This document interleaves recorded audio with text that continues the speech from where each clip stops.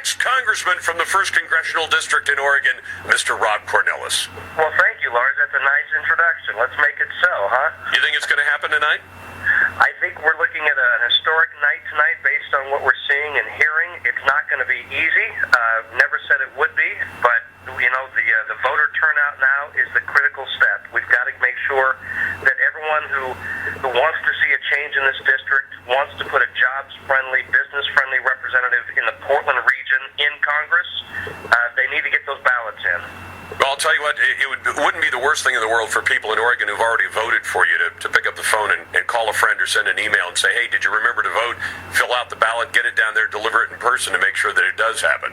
That's a great point. Yeah, we're asking people to do that very thing. And if people don't know where ballot drop boxes are, they can always go on our website, cornillesforcongress.com. And we've got till 8 o'clock tonight to make sure that everyone's opinion, everyone's vote matters.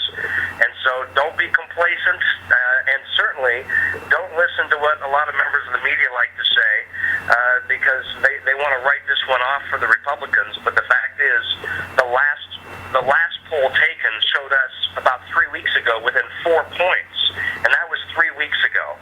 So there's a lot of reason for us to be optimistic, and we certainly feel we've got the wind at our backs right now. You were getting a lot of national attention, too. We have been, and it's because, as you know, this is the first congressional race of 2012, and it's really, I think, a chance for Oregon to do something very positive, and that is send a signal to Washington, specifically Congress, that we're tired of their old ways. We're tired of the gridlock. We're tired of the spending.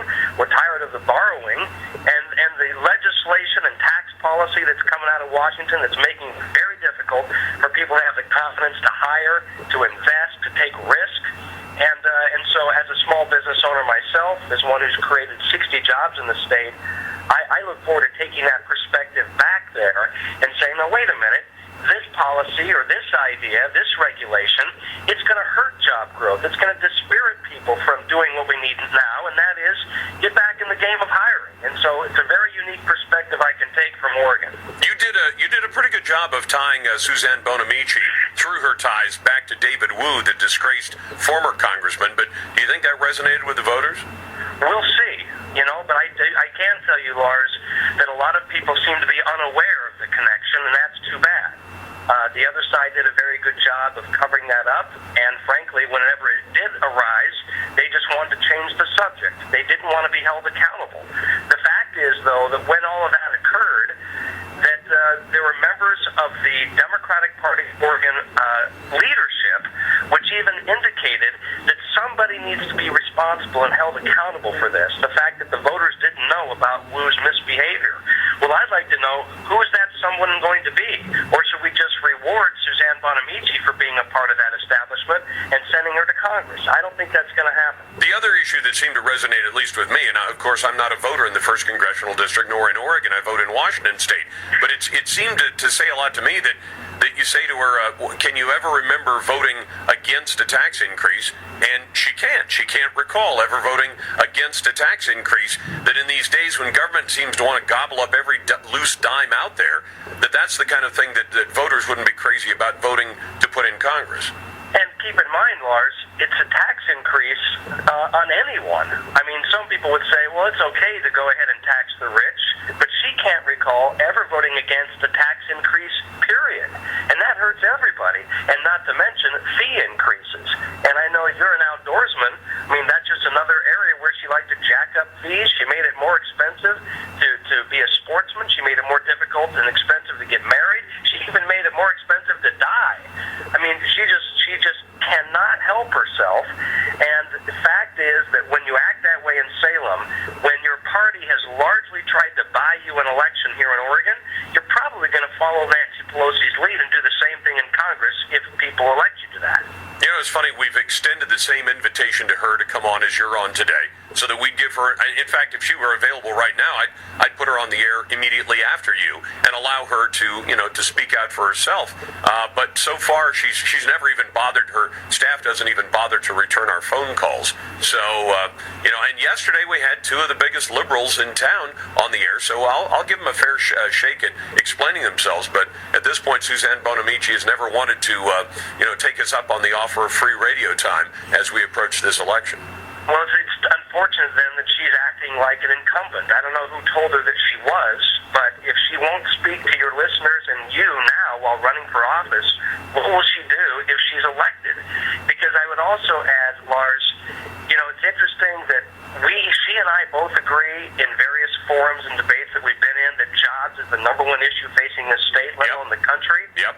She only in the last several days finally started to talk about jobs in her campaign because she saw the polls, she saw the surge that we're experiencing right now on my side, and it's because we're talking about jobs, it's because of my background creating jobs. I'm creating more jobs in my worst year in business than she's done in her best year. And now she recognizes, oh, doggone, I guess I better change the subject back to jobs because that's what really Oregonians care about. And yet she's hiding when she has an opportunity to actually talk about it beyond a commercial. Well, I'd sure like the opportunity to have you keep coming on this show because you know that I haven't held back in being critical of you on the things I disagree with you on, but I see you as 100% better than Bonamici in terms of the policies that she supports and the policies that you support. Well, Lars, I appreciate the dialogue I have with you, and you're right. We don't always agree, but I think we agree on a lot more things than we disagree on. Sure. And I would just ask your listeners to just imagine for a moment, if they'll get those ballots in and tell their friends to do the same thing, tomorrow at this time we could be looking at a business-friendly representative from the Portland region serving in Congress. Wouldn't that be a breath of fresh air? That'd be fantastic. By the way, somebody emailed and said, ask him why the National Republicans only put in 85,000 when the National Democrats pushed in more than 1.3 million. Do you get a sense of why the Republican Party didn't push more in? I haven't had a lot of conversations with them about it, quite frankly. I would like to think it's because they have a lot of confidence in our ability locally to get this thing done. They know I'm a pretty independent voice. I'm not going to take orders from them, and I'm certainly not going to ask advice on how to run a campaign. Whereas on the other side, I don't think they had any confidence in their campaign. That's why they basically pushed her out of the way and said, here, let us do this, to the tune of about $2 million in throwing negative ads against me. It means when I'm elected, Lars, I'm going to be able to go back with the independence, the autonomy to do what's right for Oregon in this country, and not just have to take orders from somebody in my party. I think that's refreshing. It's funny, somebody just said, I wish Rob promoted that he would help get government out of our way and allow private enterprise to create new businesses. Would you endorse that?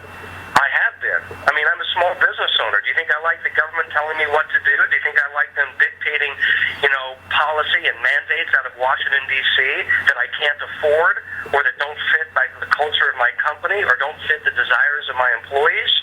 Of course. I mean, this is why I say it's a very unusual opportunity for us in Oregon to actually put a small business owner who says less government is better into Congress right now. And that's why it's so important that we take advantage of the next several hours and get the job done. Have you figured out your Halloween costume for this year? Haven't we learned anything, Lars? No late night email pictures or Twitter pics to your friends or staff? Well, no, but there was a video that's hit the internet the last few hours or last couple of days. I did a little spoof on Stephen Colbert. It took place one late night about 2.5 weeks ago on a Saturday night when we were shutting down the campaign office. I saw that. Hold that thought, Rob. You've got the Lars Larson Show. 101 KXL. Welcome back to the program, 36 minutes after the hour. When I run somebody into the bottom of the hour, I want to say sorry about that, Rob Cornilles, because I didn't mean to have us run into the bottom of the hour, but, I get into the conversation and I forget myself, so my apologies. No worries. But listen, good luck to you today. I hope this is going to be an early one tonight so that you can, have Ms. Bonamici call to congratulate you about 5 minutes past 8 and go on with the business of the 1st District after that. Well, it's really true. The end of the campaign is tonight at 8 p.m., and then hopefully shortly thereafter we begin serving. We begin serving a district that, frankly, Lars, has been neglected and forgotten for far too long. And really excited to get to work. You know, my bags are packed. I'm ready to go. I'm ready to hopefully make this district proud again. And it's not because of my performance. It'll be because I can't wait to advocate and champion for this district that I think is, frankly, one of the best in the country, if not the best in the country. They just need a strong voice in Washington. Well, and we'll look forward to talking to you because I frankly don't have any use for a member of Congress who doesn't want to talk to her conservative constituents. And I think, you know, with all due modesty, this program's a good way for her to talk to her conservative constituents. But, you know, being the kind of liberal that I think she is, observing her from a distance, I'm not sure she cares whether she communicates with her conservative constituents. I think she knows who she's going to answer to, the folks who bought and paid her, the Democrat National Party. And if she gets in, you know, then she's not going to see any need to talk to conservatives from the first district. And sadly, she'll also be in the minority party, which gives her even less clout and opportunity to actually affect positive change for Oregon. Whereas I'll be in the majority party, where I can be a part of the discussions to set the agenda so that job creation happens in this country again, starting in the private sector. And I will tell you, not to trump up any of your competitors, Lars, but I've never turned down an interview. You know, I've never said to a radio host, a television program, a newspaper, whoever, that I don't want to talk to them. I don't care who they are. And like you said earlier, we can disagree on issues, but unless we're willing to discuss them and try to understand the other way of thinking so that we can better articulate our way of thinking, we're not going to move this country forward. So this kind of hiding that's going on the other side right now is really deplorable. I don't think it's a good reflection of the kind of representation we absolutely need today.